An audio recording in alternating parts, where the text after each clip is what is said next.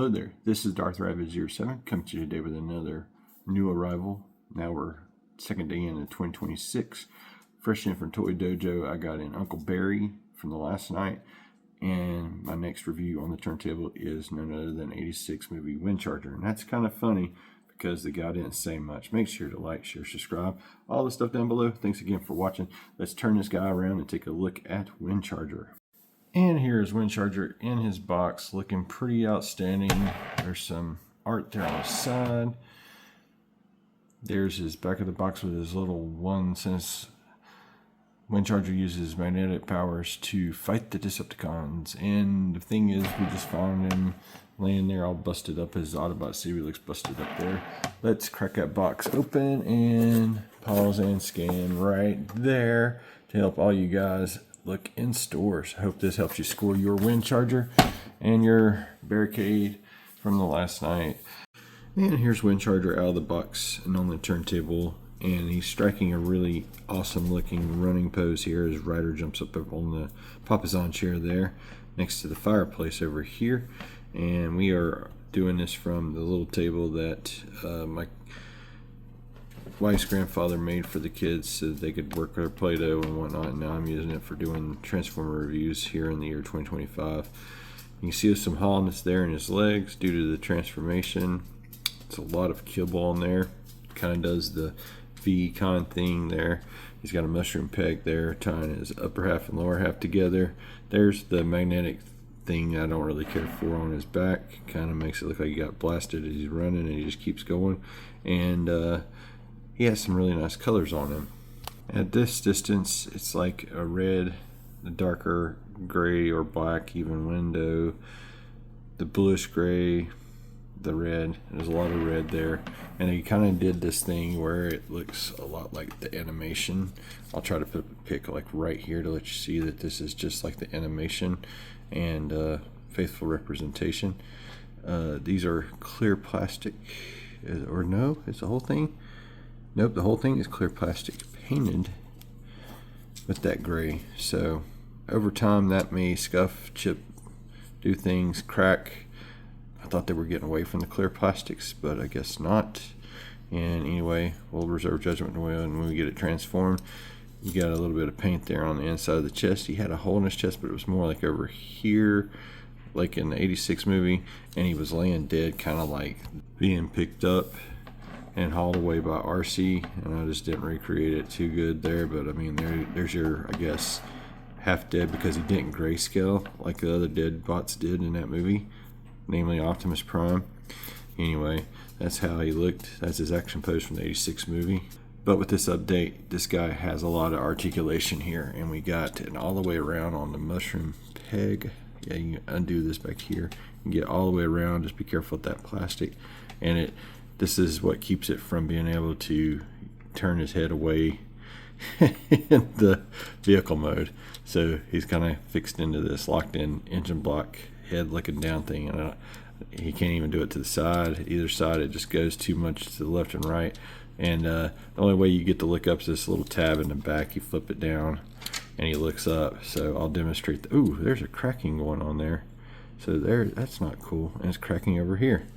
I had to get a hairdryer into that, but whenever you do that little tab, he does look up ever so much. So then when you do turn your head to the side, you do get some looking up that way, and or he can look down on whatever. So that's the only head articulation you get, and it's nice that they added that because he's such a blockhead to begin with.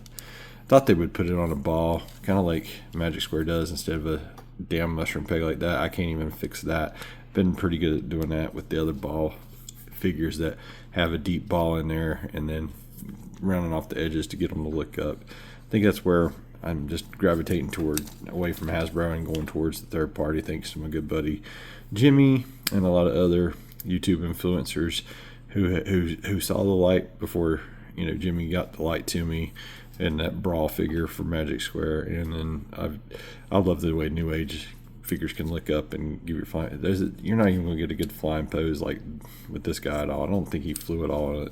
He had very little interaction time there. Well, he did some things, but I mean, it was sporadic or whatnot. He was not in like every episode. And then in the movie, he was laying down after the Battle of Autobot City. So I'm grateful that we have this update, because then somewhere down the line we're going ready to have a tailgate repaint, because they did that with Combiner Wars. They did it with didn't they do that with, I want to say yes, they did that also with Power of the Primes. But the Power of the Primes, he had a little type master feature there, and I'll try to get that and do a little video to show the differences between them. But this looks so good. So there's that head articulation. I got so sidetracked. Nicely painted face, great blue used in the eyes there, and just top notch. It looks like he's got some pinwheels, which I love that so much more. Of the later releases, you can get up so far and then it pops off the ball just like it just did right there. So you can't get a full Mr. T. You can get up to about like right there, all the way around at the waist.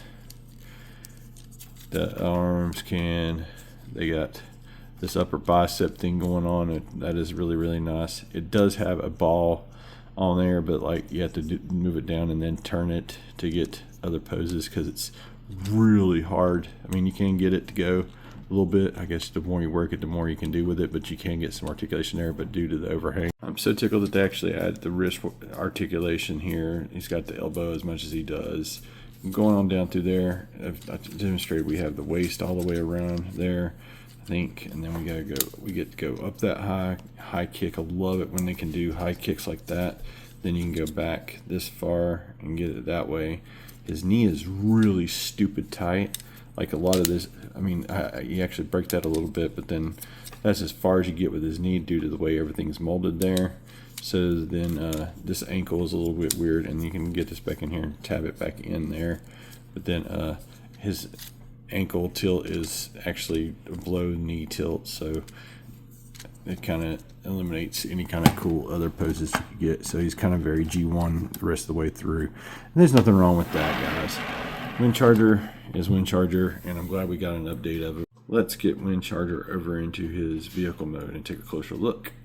And here is Windcharger in his vehicle mode. This is the one and only time that I will ever put the magnetic effect on the front end of the car. It just kind of plugs up the hole that's on his front grille there.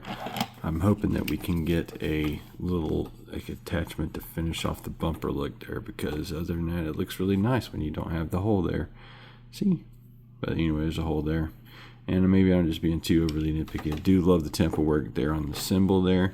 And it's really, really neat how this whole top part folds up into the legs to become the robot mode legs. And it's just a really neat take on it. They got the clear windows there, clear windows there, clear windows there. And yeah, this is what the bottom looks like. Very G1-esque, except for that head's way better this time around. A little bit of weapon storage there. Kind of wished it would turn around and actually fit as a muffler, but it will not do that because the way the stuff is here and the little clip that's in his next to the peg there. Wheels roll really, really good. He's really, really awesome like that.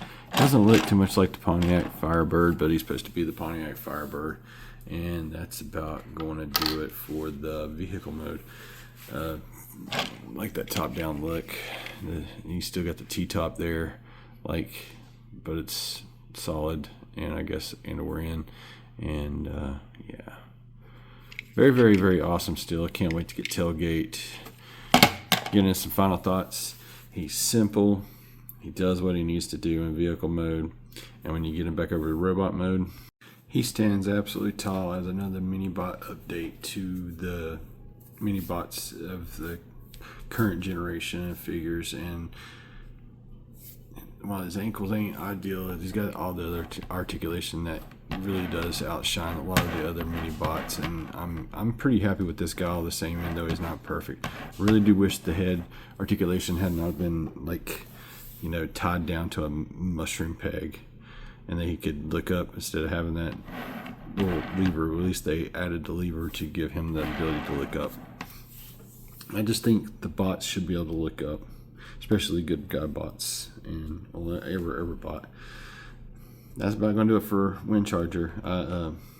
I recommend, because you got to finish your mini bot collection, and tailgate's coming hopefully in a not too distant future here. Make sure to like, share, subscribe, all the stuff down below. Thanks again for watching. That's going to wrap up Studio Series 86 Windcharger. Like I said in the movie, he didn't really say much, kind of just laid there, and then he's nobody's favorite Autobot, I think is what I heard uttered in some other reviews, talking about him. Not really reviews, but in general for the character Windcharger. Nobody's favorite Autobot ever. I still like the guy though. Have an excellent week out there. Stay safe, guys. Until all are one.